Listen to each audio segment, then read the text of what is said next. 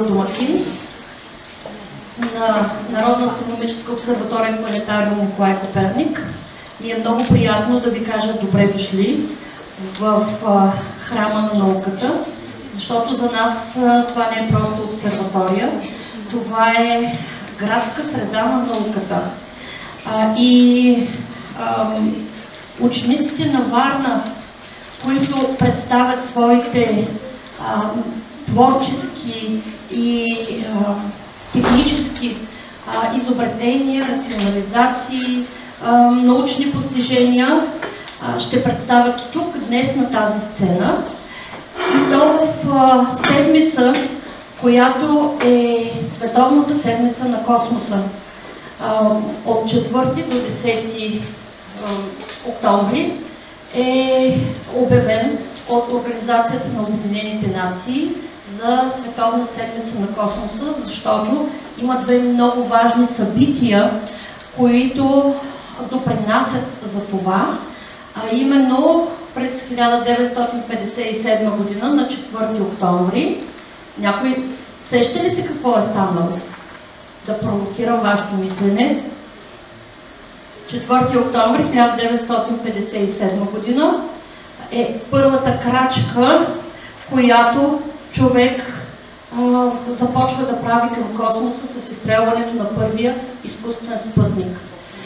10 години по-късно, от 1967 година, на 10 октомври, се представи и се подписва договора за мирно използване и разработване на постиженията на хората в космоса, включително мирно използване на лунните и марсианските бази, които биха се построили на Луната и на Марс.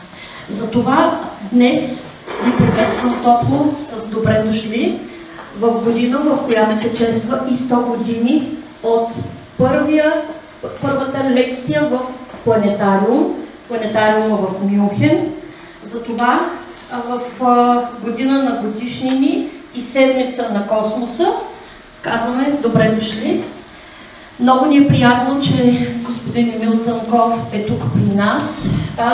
Той също ще ви приветства от името на IT кластера. Благодаря много.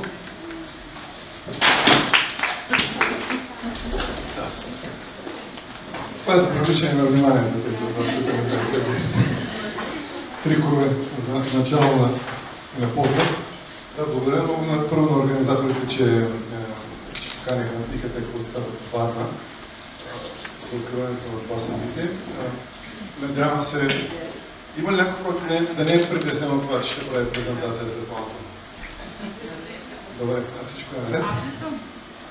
Добре, значи всичко е наред.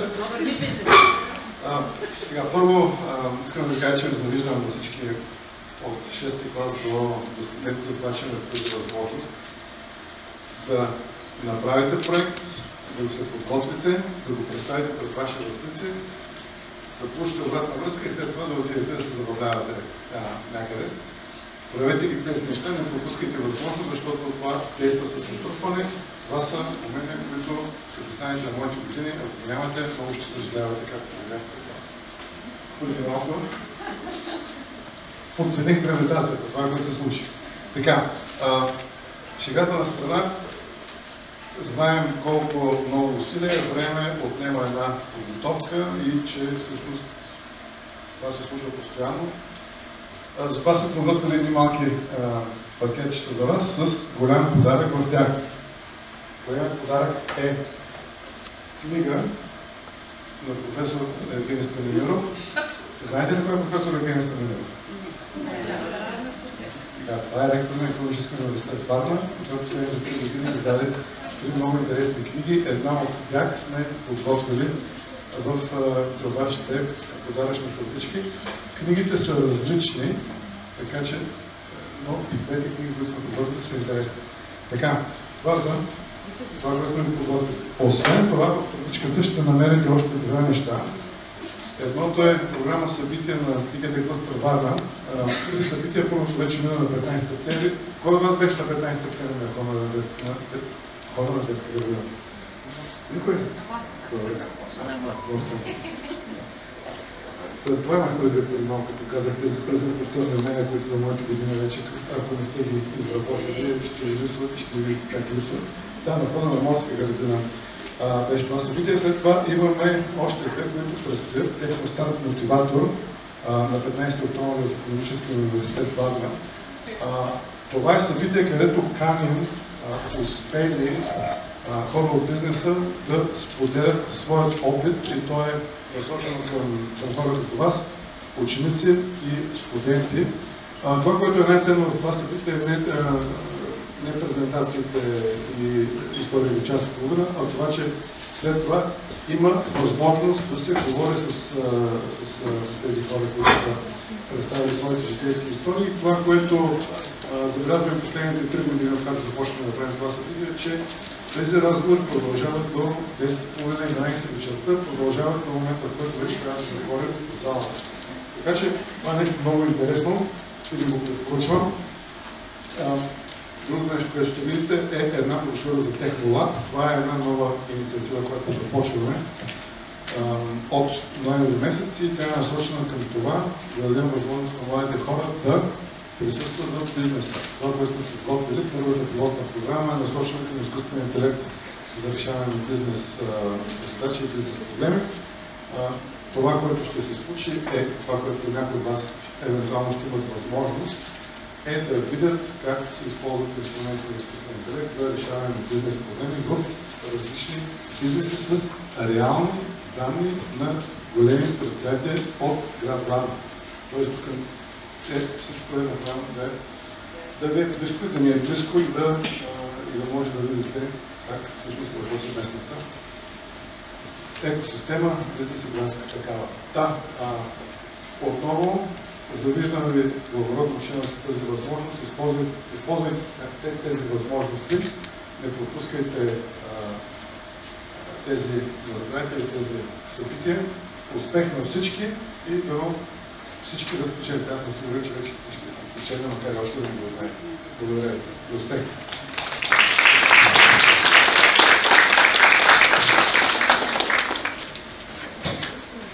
Днес тук пред вас с доцент Севделина Георгиева и аз доцент Елена Колева от Техническия университет Варна. На нас ни беше възложена задачата да организираме всички вас, учащите на Варна, ученици и студенти, да се съберем в този ден на 5-я международен образователен форум на община Варна под наслов "Градът като учебна площадка" и да си споделите идеите, опита по различни проекти, по които сте работили.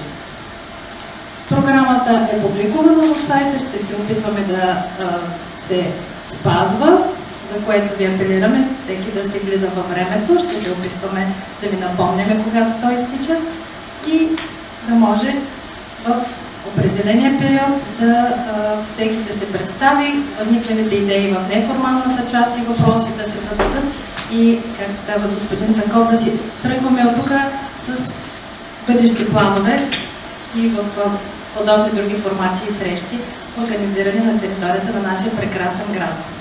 Много сме благодарни на домакинството на обсерваторията тук под звездите, които също са част от учебната площадка. Ще презентирате вашите идеи. В началото на нашата програма искам да ви представя капитан първи ранг Камен Соколов, който ще ни разкаже как нашият град като учебна площадка стига чак до Антарктида. Заповядайте.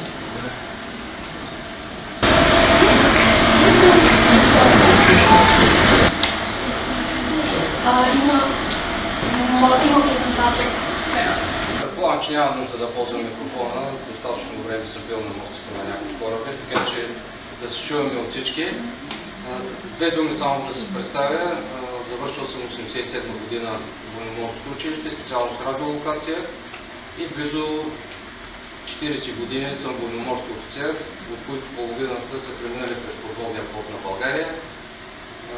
Имах честта и нещастието да бъда последния командир на нашата последна българска подводница Слава, която в момента е в района на Белослав, като музей и много ще се радвам, ако имате възможност да я посетите. След което службата ми стигна до начален щаб на флота и преди 2 години щастливо се пенсионирах и вече съм в цивилния живот. От 2 години съм главен експерт по военноморска подготовка в морско училище и това ми даде възможност да участвам в 2 поредни експедиции антарктически, 32-та и 33-та антарктическа експедиция, за която искам да ви разкажа. В рамките на този половин час, който ми е предоставен, ще гледам максимално бързо да мина през презентацията, която показва какво стана, какъв беше пътя на кораба до Антарктида и обратно. И след което съм приготвил малко снимки от района на Антарктида, нашия остров, нашата база, животинския свят, който е в Антарктида. Надявам се да не бъда много досаден и да продължа само по думите на господин Църков. Страшно много екстренни неща съм преживял през живота си, занимавам се с скални катерене, височинен алпинизъм, водолазно дело и в същото време съм адски притеснен, когато застана пред такава аудитория, макар че съм свикнал да бъда пред строя и пред екипажите, но там е друго, там просто те слушат мене. Сега трябва да слушам вас и да се съобразя с това, което на вас ще ви е интересно. Така, няма да преча много. Тук ще се година с снимането от морска гара. Доста хора ни изпратиха. Вече 3-то плаване. Какви са горе-долу основните етапи на плаването? Това е първият етап е развръщането до базата на остров Ливингстън. Вторият етап е работата по времето до осигуряване на научно-изследователската дейност в района на Българската антарктическа база и третият етап естествено е завръщането. В момента тече подготовката на участието на кораба в 34-та експедиция. За съжаление няма да има възможност да участвам. Зарядка с гориво на кораба. Приемаме товари на Антарктида, така е направено, че празен кораб не трябва да пълни. Всеки един от съдовете, които оперират този район или които пътуват нататък, има задача да превозват товари и хора и на останалите държави, които работят в този район, за да бъде максимално използване на логистичните възможности на държавите. Тук може една скоба да отворя, че Антарктида и Антарктика, който трябва да правите разлика. Антарктида всъщност е самия континент. Антарктика е зоната от 55-я паралел, заедно включваща и континента. Държавите, които са там в този район, са подписали с члена на така наречен практически договор.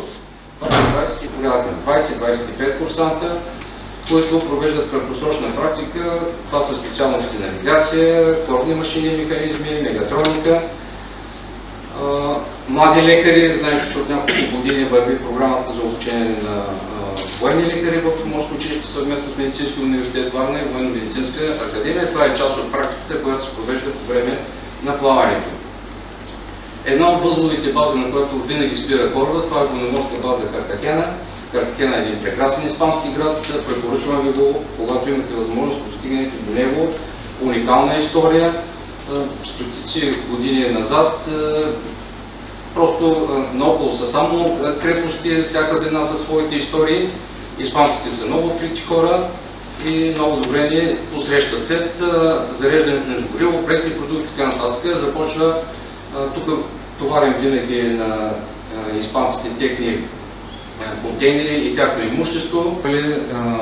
Уникална логистична помощ на нашите български учени, така че ние сега се връщаме жеста с нашия кораб. Преминаването през Атлантическия океан, след заснемането от Испания, преминаваме през Гибралтар и започваме около 20-дневно плаване в Атлантическия океан. Изключително интересно плаване, което може да бъде за някой скучно, за други интересно. На борда тази година на кораба имаше двама учени, които изследват птиците от България до Антарктида и обратно. Те имаха тук безкрайно много поле за работа, възможности за изследване.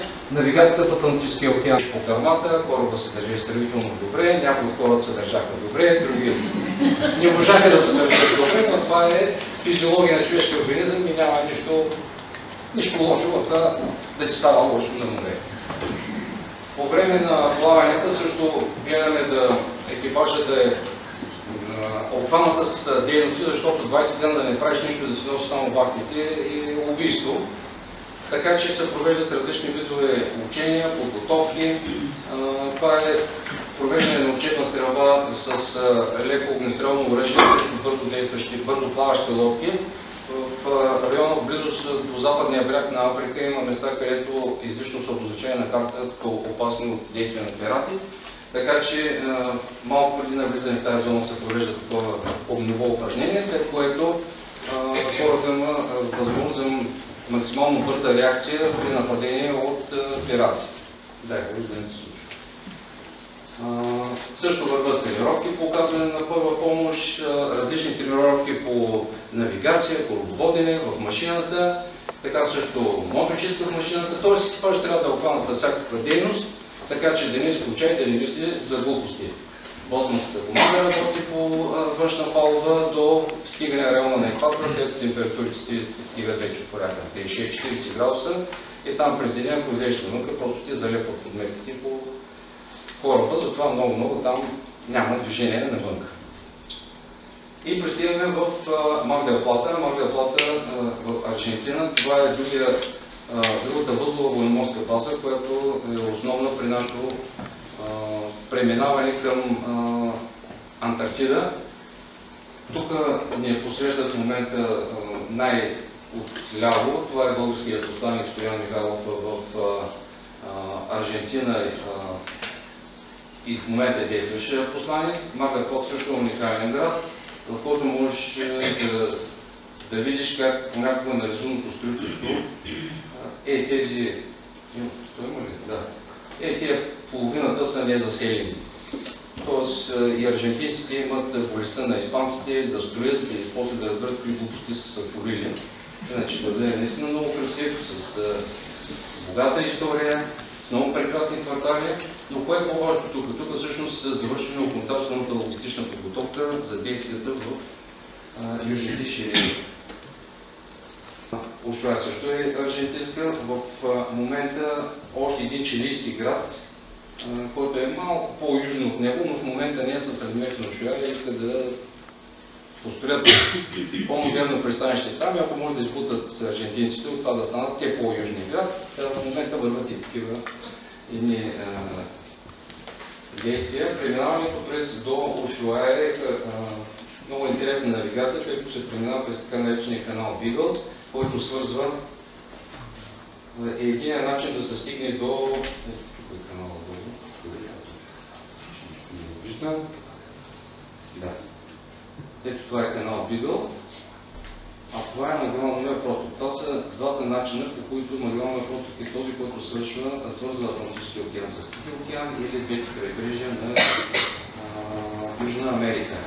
А канал Бигъл също би могъл, тук е доста трудно за навигация, също би могло да се премине този район и да разберете да се запълнят с Антарктида. Това е нашата група, събрана преди тръгването. Тези с оранжевите трети са научните работници, а това е екипаж. Прехода от Ушуая до Южните Шетландски острови, където всъщност се намира и остров Ливингстън, нашата база, ще трябва да се пресече пролива Дрейк. Пролива Дрейк е уникален пролив, който е станал нарицателно за плаване в тежки води.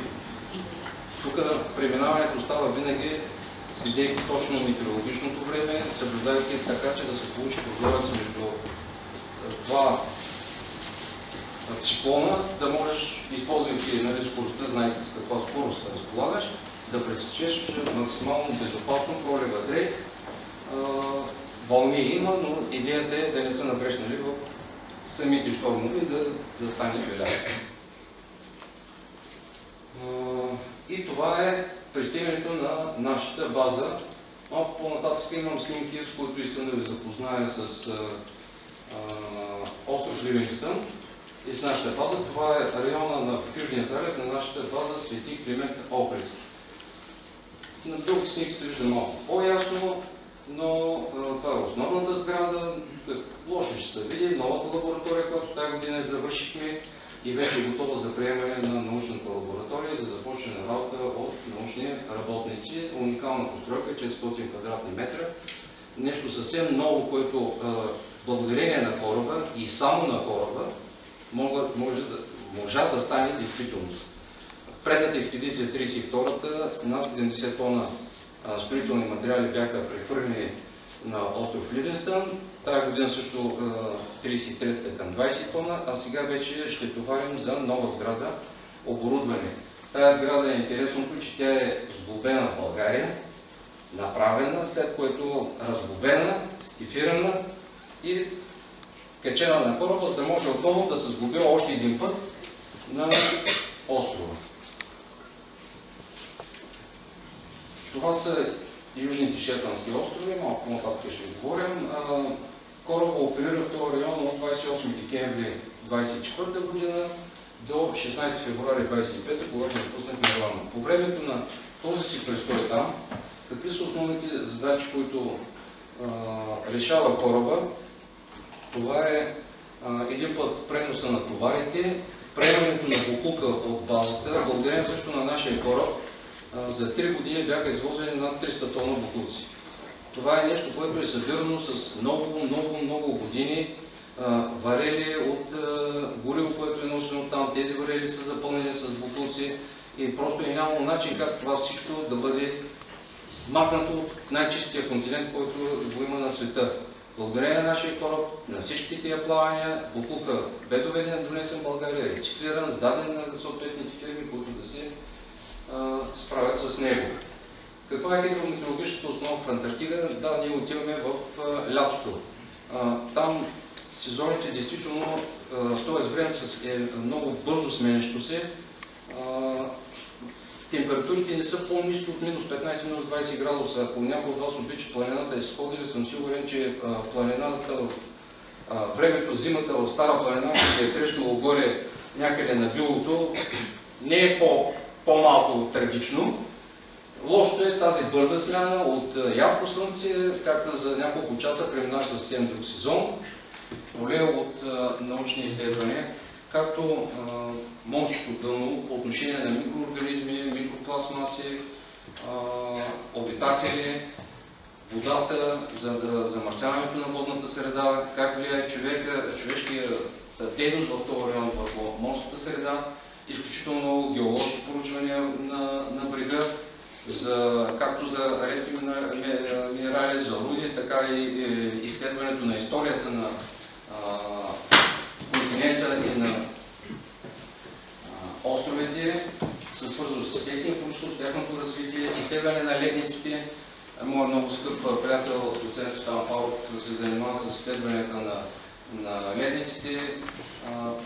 Доста датчици се пускат в цепнетините, както примерно по неговите изследвания между 32-та и 33-та експедиция има ледници, на които цепите от 2 метра, на втората експедиция бяха вече 6 метра. Голямата си част, когато сме там, датчиците на дълбочина от порядка на 20-25 метра в цепите на ледниците няма отрицателна температура. Така че винаги, че сме влизали в един спор с него, той каза, че не е много страшно, нали, и няма глобално затопляне. Аз пък мисля, че си има наистина една голяма промяна в климата и ние самите го виждаме навсякъде. При условие, че само преди 15 години, когато идва лятото и идват да разконсервират базата, всичко е тук, си е сняг. А сега виждате как. Ледника се отдръпнал на 150 метра нагоре. Няма как да се случи, ако не е топло. И е разширяване на цепите и отдръпванията на ледниците. Различни ходи. Те са забравили български, но това е единственото, което е забравено. Те имат фолклорна група, пеят акапелно, на език, който не знаят и пеят прекрасно. Наистина прекрасно. Свират на народни инструменти. Имат българско читалище, огромно, което са го купили с лични средства. То е наше, българско. Тяхно си. Има танцова група и на посрещната преди 2 години, като за тях майка България се върна и стъпа в Аржентина. Миналата година по същия начин ни посрещнаха, вече сме изключително близки приятели с тях. Някои от тях дойдоха върнат тази година тук гостуване, сега се готвим за поредното гостуване. И между другото тук сега ми е хрумно да се обръщат към вас. Може да използвате кораба, ако искате да изпратите книги, носи, народни инструменти, каквото решите и смятате свързано с българщината, читалището се казва Свети Кирил и Методий, те ще го посрещнат с изключителна обич и ще ви помнят за това дарение и за това, че България отново се е обърнала към тях, защото те помощ, кой знае какво от нашата държава, не е виждат и не са видяли. Тази година направихме и сватба на борда на кораба. Това не е по посрещането, но точно тази българка, която говори български, нейната дъщеря се ожени за един аржентинец и всъщност ритуала по открадването на булката и направихме на борда на кораба. Аржентинецът дойде да е краде, ние бяхме скрили, плати си човека, както е нашия обичай. Така че но той се беше подготвил явно, бяха с много древни монети, поне на колко монети имаше, но е отмъкна, ожениха се, много щастливо семейство е и се радвам за тях. След Комодора и Варяна започна обратния преход, отново много се пускат на цените. Между 2 месеца, които отиваме и се връщаме в Мар дел Плата, пак са по-високи цените.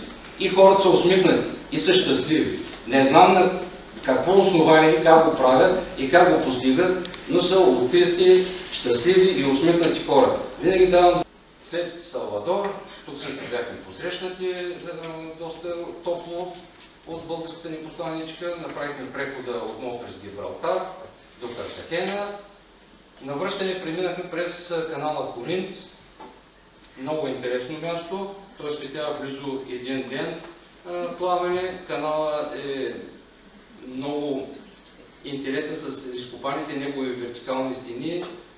Виждате, кораба ни е широк около 20 метра и от двете му страни имаше места, където нямаше повече от метър.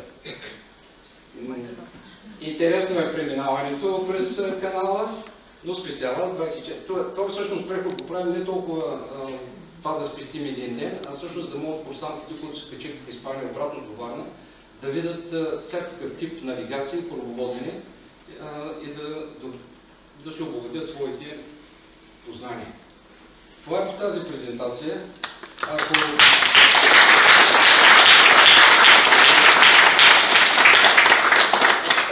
малко време, ако искате само за Ливингстън, мога да покажа, не знам дали е... 2-3 минутки. Толкова, да. Тук какво да спомена за Южните Шетландски острови, че над 1500 обекта носят български имена. Благодарение на един много интересен учен, математик, ръководител на секция математическа логика. Място, но не трябва да разказвам. Ами има много интересни неща, които са свързани с... Какви знания от училище използвате? От кои учебни предмети? От кое училище? Да, това е достатъчно.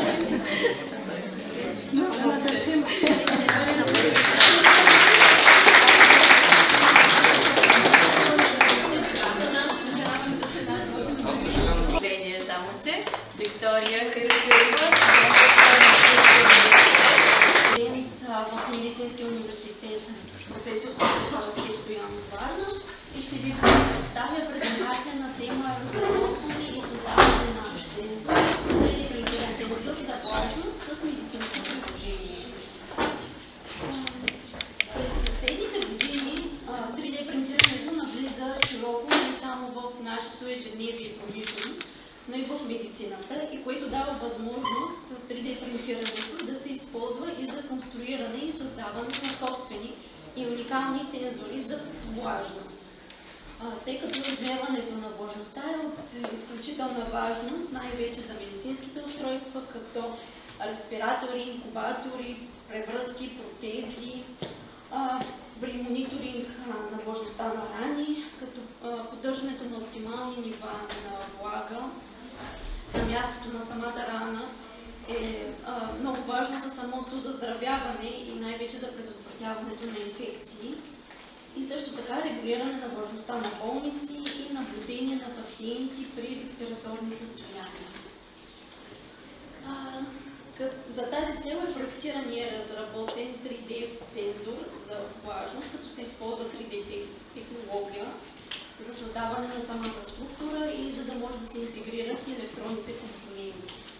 Поставени са и следните задачи, като първа задача е проектиране на 3D модела на сензора за влажност, втората е избор на подходящите материали за направата, третата задача е самото 3D принтиране, четвъртата задача е интеграция на електронни компоненти, пета задача е естествено тестване на сензора и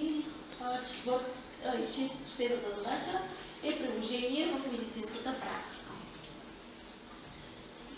За проектирането на този сензор се използва програмата Design Spark Mechanical. Самия STL файл се обработва на приложението Cura. Самия сензор и за реализирането на сензора се използват два 3D принтера, Bambu X1A и Reality Ender 3, които работят на принципа на разработката и двата принтера също са показани. Като материали се използва обучение на невронна мрежа за анализ на гръбначни изображения. Данаил Димитров, студент в Техническия университет, заповядай.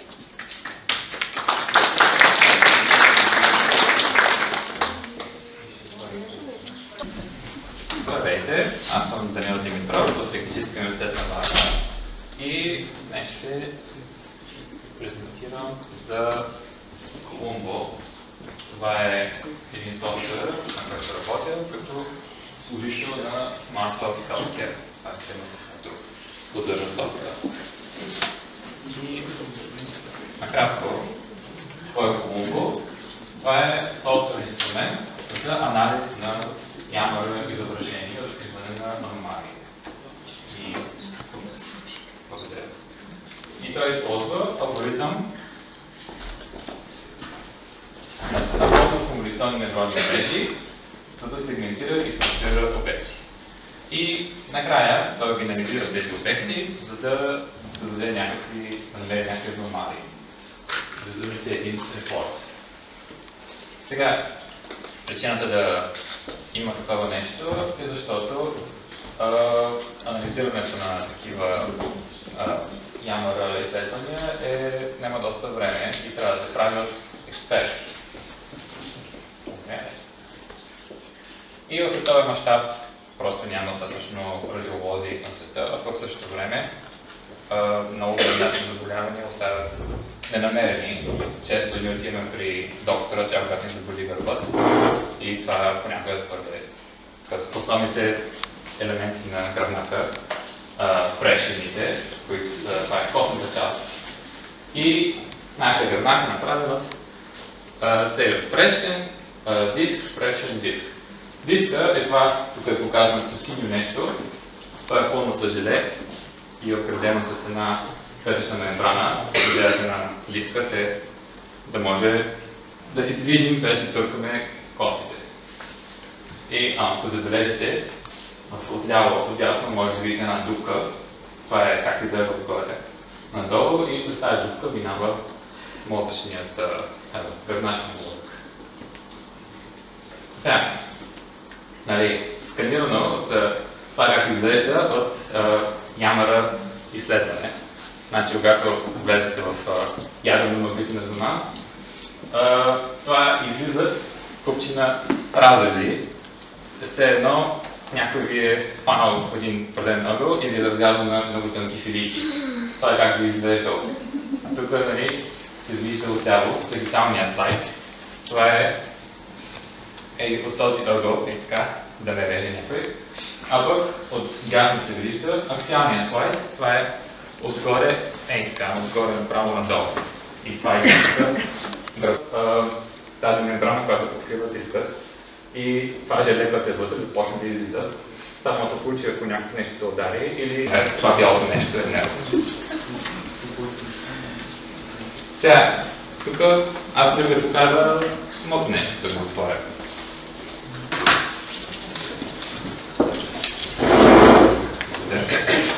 Входното стъди, входното изследване. Това е какво виждаме тук. Няма да го увелича някак. И ако започнем да скролваме, може да видим всеки разрез. Благодаря на Дани. Нататък ще комбинира професии, за да решава проблеми. Лекарите трябваше да разчетат снимките с човешките си знания, да ги надпишат къде са грешките, а програмистите да обучат чрез невронна мрежа програмата, която да се справя като лекар и от сега нататък програмите да откриват тези аномалии, които показа Дани. И всички вие, които сега сте в залата и съвсем скоро, като завършите средното образование, ще имате подобни задачи да решавате съвместно с друга професия. И затова за тези умения за работа в екип и интердисциплинарните знания по няколко предмета са важни. Няма любим предмет, но е хубаво да са повече от два поне, да не е само за. Благодаря на Дани. Продължаваме. Изграждане на приобщаваща градска среда за деца с СОП. Елена Радичкова, студент на Технически университет Варна. Говоря достатъчно високо и не чувате и без микрофон. Както ще се убедите в следващите няколко минути, повече не бива в делата, отколкото в планите и съм изключително притеснена, но и благодарна за тази възможност днес. С две думи да разкажа първо за себе си. Преди много години завърших в Свободния университет, специалност противодействие на престъпността и опазване на обществения ред с модул криминалистика, а сега съм първи курс в Технически университет Варна с специалност социален мениджмънт. През годините много съм работила с деца в различни сфери, най-вече с деца, които са в риск. И така, може би се роди тази идея за това, което ще представя. Но още една отметка само. Преди много години, когато със съпруга ми решихме да станем семейство, си обещахме за важните дати в нашето семейство да не си подаряваме подаръци, защото те са преходни, не ни трябва. Да оставим нещо след себе си, да си подаряваме каузи. Каузата за първия по-специален ден, нашата сватба. Там сте виждали детския кът, който е веднага влезе в входа отдясно. Да. Целият детски кът е направен от моето семейство, от мен, съпруга ми и децата ми, и приятелите ми. Нашата идея е, че децата, нашите специално, които ние възпитаваме от дома, се учат най-добре, че сега. Затова много искахме да направим нещо по повод раждането на третото ми дете, нещо по-различно, което да е за деца, които аз избягвам да ги наричам специални, защото за мен всички деца са специални, но за различните деца.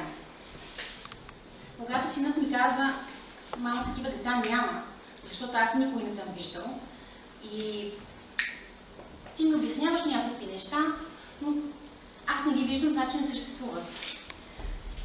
Аз се замислих всъщност, че децата ми прекарват доста време на детска площадка и аз с тях. Но такива деца няма. Просто няма. Когато решихме да направим нещо за различните деца, най-трудно ми беше да накарам община Варна да е с мен в тази кауза, което се оказа всъщност най-големия проблем, но ще стигна по-нататък и до него. Разказах идеята как се роди, само ми каза, не съм виждал, значи няма. Аз реших да му покажа обратното. И реших, когато се роди Боян, за неговия първи рожден ден, това е син номер 3, ако загубихме връзка с децата, това е по-скоро, да направим тази специална бележка, която е за деца с специални потребности, но не само за тях, а и за деца, които играят заедно с всички останали здрави деца. Защото не искахме да ги отделяме по някакъв начин, те да са изолирани, защото те достатъчно са изолирани дома и в своите специални среди. нещо, което направих, е да избера, те не са много варианти, те са 3. Един се оказа, че е изключително опасен и не е подходящ за отворени пространства, в които няма да могат да ги наблюдават непрекъснато и да ги контролират.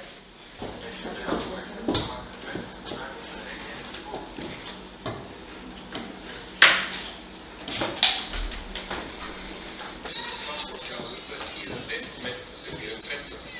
На тележката едновременно могат да се съберат 4 инвалидни колички. Тя е изградена в пределите на зоопарка, за да бъде предпазена от вандалски актове.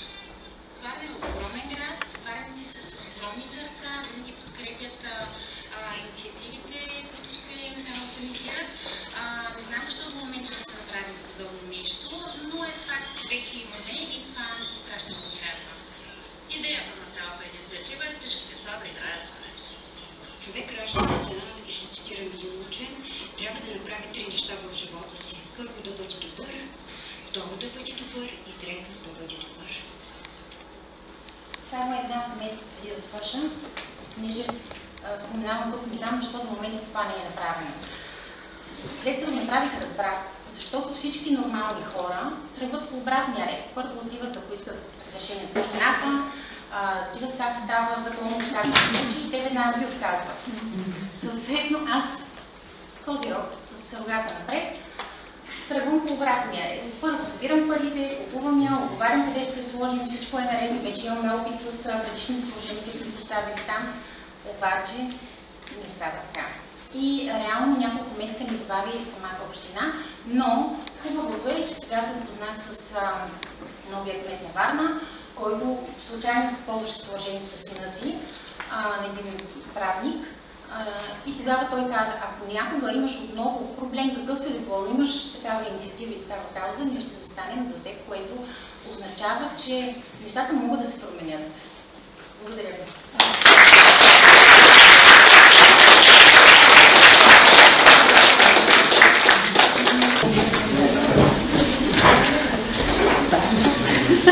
Благодарим много, за теб сме и през следващите каузи. Благодаря. Бъдещите градове на Луната и Марс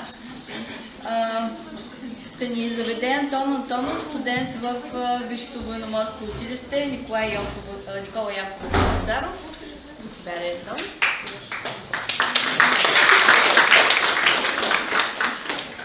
Атомно инженерство и космическо инженерство също.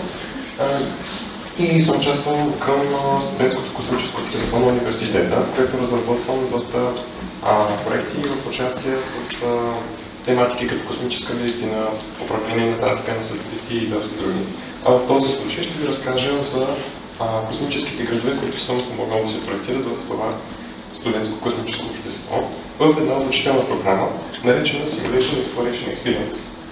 Тя е подкрепена от Космическия институт в Флорида, от СИСО, Организацията за поставяне на стандарти, международни стандарти за изграждане на компютърни симулации и също от това малко незначително лого от НАСА.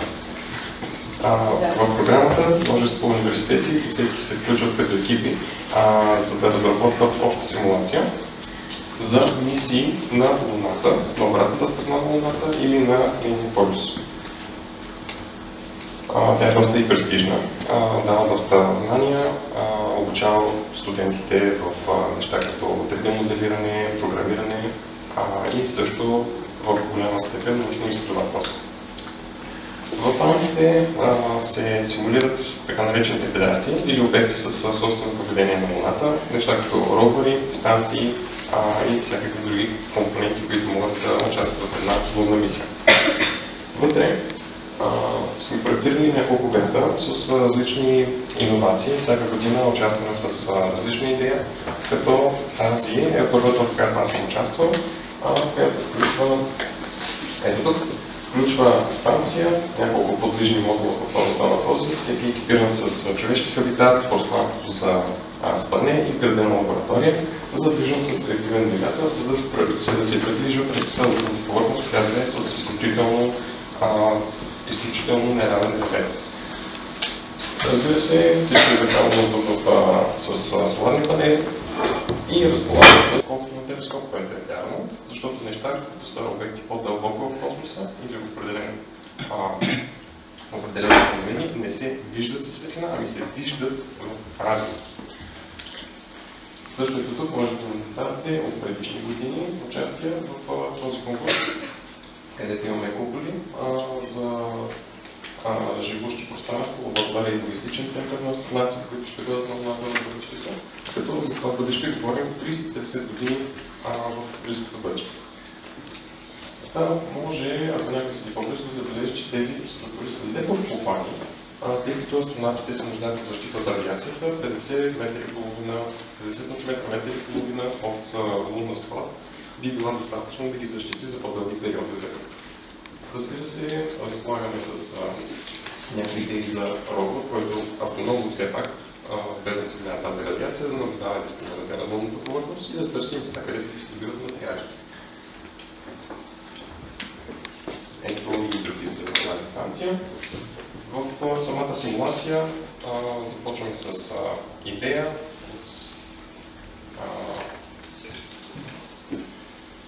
от идеята, ето тази, с графични материали, научна литература четем и събираме нещо, което може да бъде полезно да се покаже пред останалите университети и НАСА в тази програма. Това е втори проект, който сме участвали. И отляво сме раздвижили базата на 3 пръстена с собствено предназначение. Централния, който служи за място, където се планират лунните мисии. Представете си мрежа от десетки лунни мисии да се симулират едновременно, би било по-удачно да се контролира диетното място от Земята.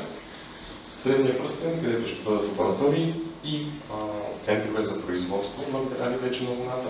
И външния, който да има достатъчно пространство, живощо пространство за всички астронавти и допълнителни временни жители на Луната. Още можем да видим между тези модули, тъй като те са отделени, в случай, че един се повреди, да не компрометира връзката с останалите, разчитаме на ровери като този, с градин кавитат, който да транспортира хората на по-дълги разстояния или на кратки между си. Колко от вас вече се мечтаят да станат студенти, да завършат и да довършат тази мисия, която сегашните студенти планират? Има ли такива? Мечтаете ли да отидете в мисия в Луната и Марс? Зависи дали е много. Вие за благодарим на Антон.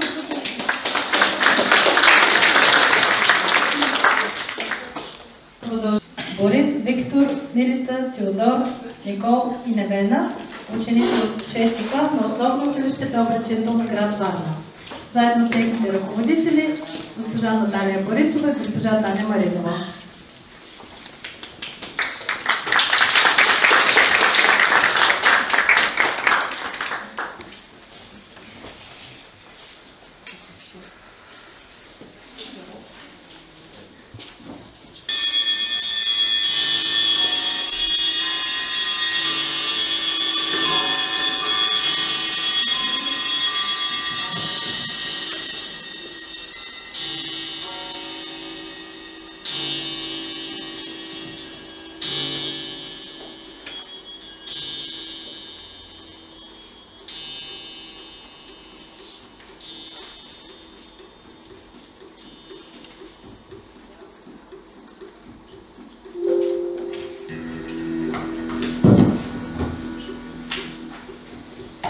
Ученици, уважаеми колеги, гости на този форум, за нас е чест да представим нашата слънчева работилница.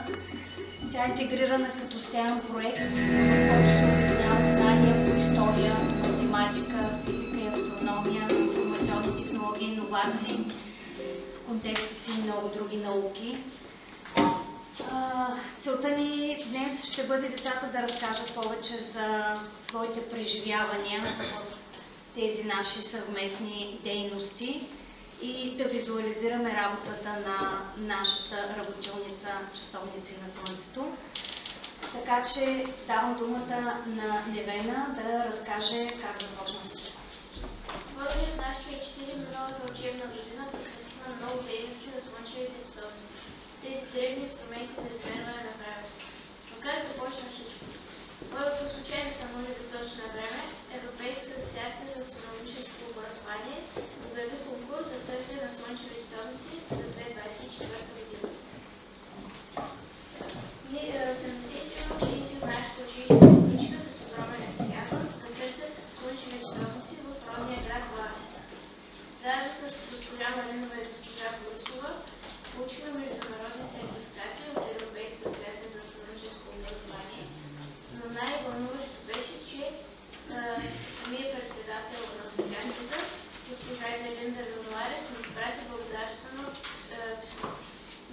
ние бяхме горди от себе си и че сме участвали в нещо голямо. То съвпадна с учебното съдържание по история в 5 клас. Изучавахме историята на Стария свят. Госпожа Наталия Борисова ни предложи да се разходим виртуално в Рим, както и да потърсим антични слънчеви часовници там. С живия интерактивен лист на госпожа Наталия Борисова ние можехме да разглеждаме над 10 забележителности в Рим в реално време, както и да ги намерим на 3D макета на Итало Джезмонти. Този човек е направил макет на Рим от гипс и е работил по него цели 38 години. Нашите учители ни провокираха да потърсим антични слънчеви часовници в античния Рим.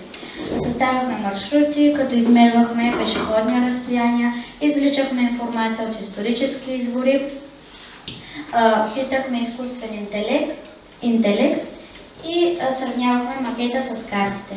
Решавахме математически задачи с госпожа Таня Маринова, за да докажем значимостта на слънчевите часовници, да разберем инженерните планове на античните архитекти, докато разкрием загадката. Не беше лесно, но много интересно. Открихме, че самия Пантеон, освен като храм на боговете, и замислен и като голям планетариум и слънчев часовник. Слънчевия лъч, който прониква през окото на Пантеона, е гномон на слънчев часовник. Също Октавиан Август е построил слънчев часовник на Марсово поле, който може да измерва равноденствията и слънцестоянията. Точно на рождения ден 23 септември слънчевия лъч осветява олтара на мира. Не сме и подозирали, че площада около най-голямата християнска църква Свети Петър, Ватикана, е и действащ и до днес слънчев часовник. Той е претърпял голямо развитие. От цирка на Каликула до Ватикана. Натъкнахме се на истински инженерен подвиг. Архитектът Доминико Фонтана се е взел с трудната задача да премести голям древен обелиск на 270 метра от първоначалното му местоположение, където стои и до днес в Ватикана. Именно този древен обелиск е гномон на слънчев. Да върнем там дълбоко в историята на човечеството, което до средните векове е използвало тези древни очарователни инструменти, за да измерва времето, а това е нещо, от което зависим. И в заключение подложихме учениците на кратко анкетиране. Диагностичните данни, за които достигнахме ние, сочат едни високи нива на ангажираност и удовлетвореност, като над 92% от участниците оцениха родителницата като едно незабравимо събитие. Около 85% от децата се чувстват откриватели и изследователи, 77% от тях посочиха, че са придобили знания и умения, приложими в реалния живот. Съществен дял от участниците успешно използват цифрови ресурси и изкуствен интелект като част от учебния процес, демонстрирайки компетентности в технологично наситена среда. За възприемането на историята и математиката като равнопоставени дисциплини е отчетено близо 80% от учениците, като мнозина акцентират именно върху реалната приложимост на математическите знания за решаване на инженерни проблеми. В заключение, нашата STEM работилница вече има много лица. Тя бе промотирана на годишната конференция на Съюза на българските математици, секция Варна, след което поради силния интерес, освен в тази детска версия, от страна на учители с съдействието на Техническия университет Варна в лицето на доцент доктор Елена Колева и доцент доктор Сабелина Георгиева, премина в квалификационен курс, който обучи над 50 учители от страната и града в стъпките, инструментариума на нашата STEM работилница. Ние вярваме, че тя ще има бъдеще. Готови сме през това интересно приключение да преведем и други групи ученици. Търсим съмишленици и натъкнахме се на много хора по света, които се интересуват от слънчевите часовници. Има американско-британско такова дружество, но се надяваме, че може би тук, в този форум, ще поставим началото на Черноморско дружество на слънчевите часовници с този екип от млади ентусиасти. Хвърляме ръкавицата на Морско училище